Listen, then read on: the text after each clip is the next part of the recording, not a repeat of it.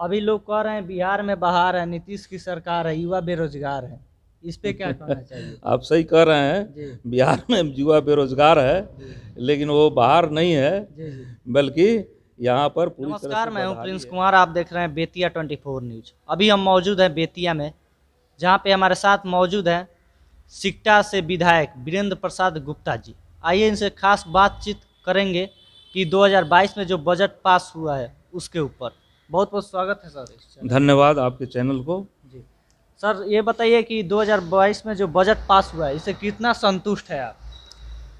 ये बजट तो पूरे जले पर नमक छिड़कने वाला बजट है। जी यह इसमें संतुष्ट करने वाली कोई बात नहीं है, होने जी वाली बात।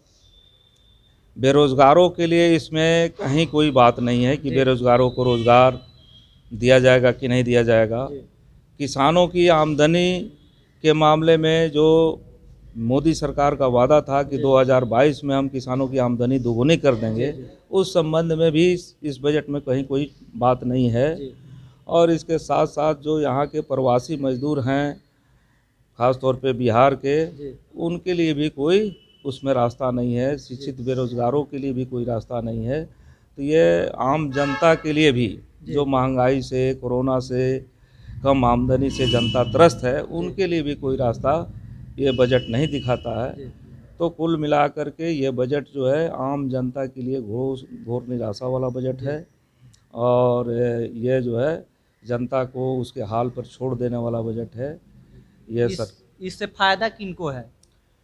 ये बजट जो है, जो बना है, ये बड़ी कंपनियों के लिए बना है। जी इस बजट में ही आप टीवी स्क्रॉल पर देखते रहे होंगे कल कि एयर इंडिया में निवेश का रास्ता साफ, तो LIC में निवेश का रास्ता साफ। मतलब ये है कि इन तमाम जो उद्योगपति के सार्वजनिक लिए। कंपनियों को, बड़ी कंपनियों को दे दिया जाएगा, जो जनता की गाड़ी कमाई से चल रही थी, गाड़ी कमाई से थी बनी हुई, उनको दे देना है। जी तो इसमें तो बड़ी कंपनियों के लिए है। जी इससे कोरोना काल में सभी लोगों की आमदनी घट गई। जी 84% लोग जो हैं भारत के, उनकी आमदनी घटी। जी लेकिन यहाँ 102 अरबपति से 142 अरबपति बढ़ गए। जी इस संकट की घड़ी में आप जी सोच सकते हैं कि ये सरकार किसके लिए काम कर रही है। जी तो ये बजट भी किसके लिए बनेगा? सरकार ये बजट भी उन्हीं के लिए बना रही है, जी। बड़ी कंपनियों के लिए। सरकार बोलती है कि हम किसानों के साथ दिन रात खड़े हैं, लेकिन किसानों को कोई फायदा नहीं पहुंच रहा है। इस पे क्या करना चाहिए? अब ये तो व्यवहार में देखने से ही साफ साफ हो जा रहा है जी कि यूरिया के लिए यहाँ लाइन लगती है। जी जो किसानों की सब्सिडी है जी वो नहीं मिलती है। धान की खरीद जो करने की बात है, तो जी आप सोच सकते हैं कि किसी पैक्स को, वाल्मीकि नगर के पैक्स को कुमार बाग 102 किलोमीटर की दूरी पर जोड़ा गया है कि जी वहाँ के किसान जो हैं 102 किलोमीटर दूर आकर के अपना धान बेचेंगे, जी वहाँ का पैक्स वहाँ लाएगा। जी अब इस तरीके से आप सोच सकते हैं कि सरकार किसानों को कोई राहत देना चाहती है कि नहीं। खाद के लिए लाइन लगती है, बाढ़ में जो फसलें बर्बाद हो गई उसका आज तक कोई राहत नहीं मिला। जी तो इन तमाम चीज़ों से अंदाज़ा लगा सकता है आप कि सरकार किसके साथ खड़ी है। जी बिहार में लगातार भ्रष्टाचार बढ़ रहे हैं, इस पे क्या करना चाहिए? अब भ्रष्टाचार तो बिहार में पूरा तरह से संस्थाबद्ध है। जी नीचे घूसखोरी से, भी बंद नहीं हो रही है। हाँ बिल्कुल बिल्कुल, नीचे से ऊपर तक जी भ्रष्टाचार संस्थाबद्ध है। जी पूरी व्यवस्था जो है कमीशन खोरी पर टिकी हुई है, जी और इसी से तमाम पार्टियां चल रही है। जी जो शासक वर्ग की पार्टियां हैं, वो उनके चलने का ये तरीका बन गया जी है। और इस लिहाज से इसके खिलाफ एक बड़े जन आंदोलन की ज़रूरत है, जी तब जाके ये चीज़ें दुरुस्त होंगी। जी और नीतीश सरकार, भाजपा की सरकार जो कंपनियों के लिए काम जी कर रही है, जी इससे तो ये उम्मीद नहीं कर सकते हैं। जी जिसने आपको इलेक्ट्रल बॉन्ड जो है वो जारी किए कि कोई कंपनी किस पार्टी को कितना चंदा दे रही है, जी इसका आता पता नहीं चलेगा। ऐसा क्यों किया जा रहा है? जी जनता, अब कंपनियों के टैक्स घटा दिए गए जी और जनता पर टैक्स बढ़ा दिया सरकार ने। जी ऐसा क्यों किया? जनता को महंगाई के माध्यम से लूट लेना है, जी तमाम तरह के अप्रत्यक्ष कर लाद करके, और सरकारी खजाना भरना है जी और उस सरकारी खजाने से बड़ी कंपनियों के लिए काम करना है। अब बड़ी कंपनियों का टैक्स घटा देना है। तो ये बड़ी कंपनियों का टैक्स घटा करके सरकार किसके पक्ष में काम कर रही है? जनता पर टैक्स लाद करके ये जी। सरकार किसके पक्ष में काम कर रही है? तो वो बड़ी कंपनियां जिनके टैक्स घट गए, जी कभी वो 45% टैक्स देते थे, जी आज वो 15% टैक्स देते हैं। जी तो ये पैसे जो है, जो उनको छूट मिली है, जी वो तमाम भाजपा जैसी पार्टियों को चलाने के लिए देते हैं। जी वहीं लोग पैसे चुनाव में लेके आते हैं, जनता में बांटते हैं, जी तरह तरह के प्रचार करते हैं और पैसे लुटाए जाते हैं और वोट खरीदे जाते हैं। जी। ये तमाम चीज़ों को वो करते हैं, जी जनता के पूरे मानसिकता को बदलते हैं। जी तो ये काम जो है ये भ्रष्टाचार के ज़रिए ये हो रहा है। तमाम जो भाजपा जदयू जैसी पार्टियां हैं, जी। ये पार्टियां जो है उसी के माध्यम से अपना शासन चला रही हैं। सरकार से आप भ्रष्टाचार क्या के मांग पैसे से। करना चाहेंगे? अभी सरकार तो एक तरह से मांग करने की क्या है इस सरकार से? सरकार देख रही है कि भाई यहाँ 5 करोड़ से ज़्यादा बेरोजगार हैं, जी लोगों को रोजगार देना चाहिए, जी। खुद सरकार को सोचना है, लेकिन जी। वो बजट इनके खिलाफ में पेश कर रही है।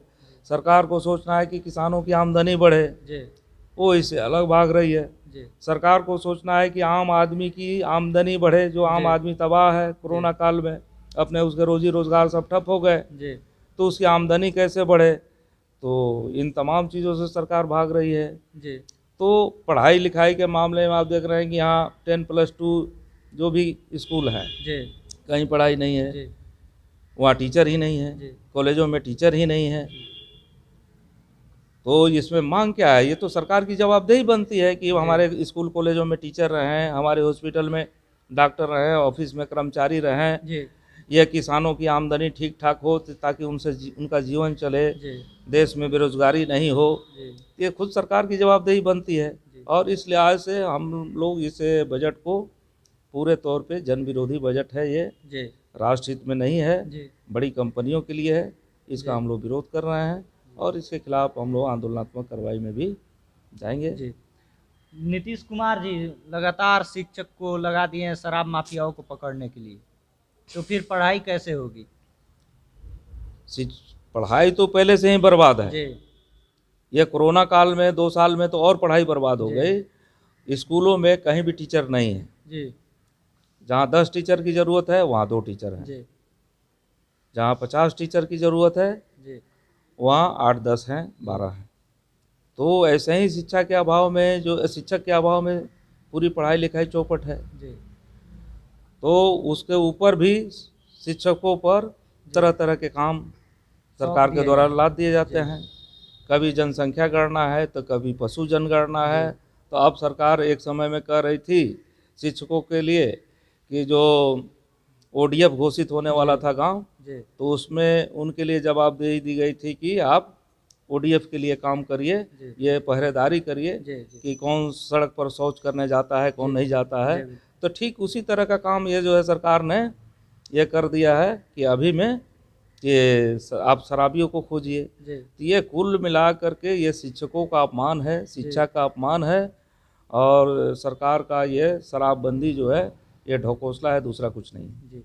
अभी लोग कह रहे हैं बिहार में बहार है, नीतीश की सरकार है, युवा बेरोजगार है, इस पे क्या कहना चाहिए? आप सही कह रहे हैं, जी बिहार में युवा बेरोजगार है, लेकिन वो बाहर नहीं है, जी जी बल्कि यहाँ पर पूरी तरह से बदहाली है। जैसे वो निर्मला सीतारमन कह रही हैं कि ये अमृत काल है। जी तो इस अमृत काल में भाजपा का अमृत काल कैसा है जी जिसमें कोरोना से लाखों लाख लोग मर गए, जी उनके परिजनों को कोई मुआवजा आज तक नहीं मिला है। नहीं मिला, जी और जिसमें 5 करोड़ से ज़्यादा लोग बेरोजगार हैं, जी और गरीब जो लोग हैं, खेत मजदूर हैं, जो जी। असंगठित मजदूर हैं, जी वो तो करोड़ों करोड़ बेरोजगार हैं। जी बिहार से ही 1 करोड़ से ज़्यादा लोग बाहर जाते हैं, तो उनकी रोजी रोटी चलती है ना।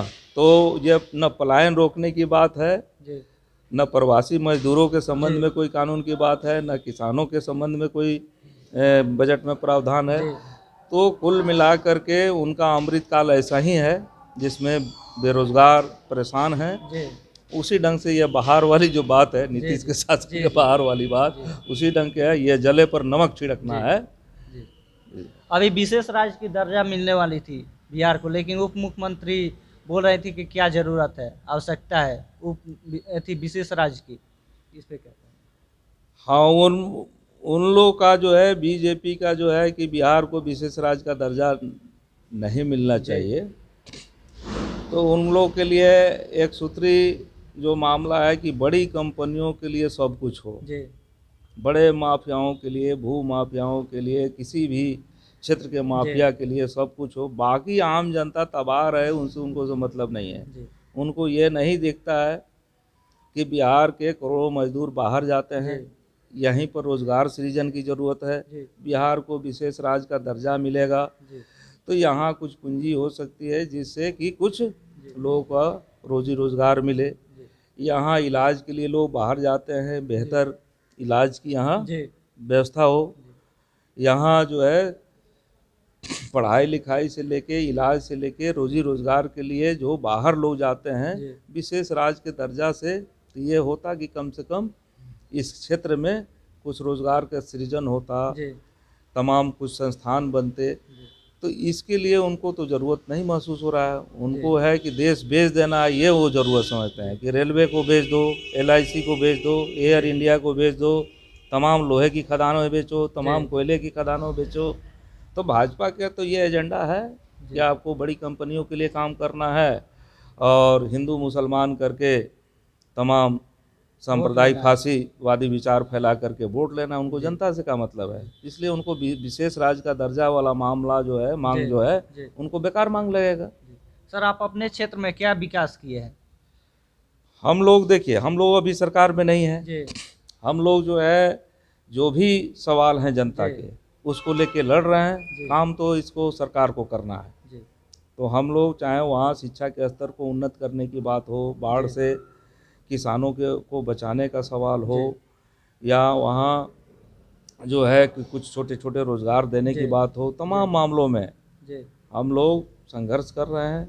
ये काम सरकार का है कि वो कैसे करे, क्योंकि बजट तो वही बनाती है, पैसा तो उसी को देना है। तो इस लिहाज से हम लोग उसके लिए लड़ रहे हैं। इतना कीमती समय देने के लिए बहुत बहुत धन्यवाद सर। धन्यवाद आपके चैनल।